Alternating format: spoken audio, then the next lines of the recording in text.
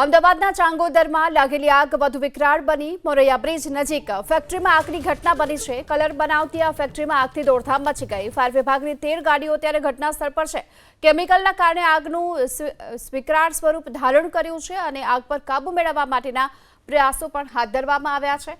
તો કલર બનાવતી આ ફેક્ટરીમાં આગથી અફરાતફરી મચી ગઈ. ફાયર વિભાગની 13 ગાડીઓ ત્યારે ઘટના સ્થળ પર છે. આગ પર કાબુ મેળવવા માટેના પ્રયાસો ચાલુ છે અને ખાસ કરી જો વાત કરવામાં આવે તો લગભગ 1 કલાકની આસપાસથી આગ સતત પ્રસરી રહી છે અને આગ પર કાબુ મેળવવાના પ્રયાસો શરૂ કરી દેવાયા છે. કલર બનાવતી આ ફેક્ટરીમાં આગથી દોડધામ મચી ગઈ. ફાયર વિભાગની 13 ગાડીઓ ત્યારે ઘટના સ્થળ પર છે.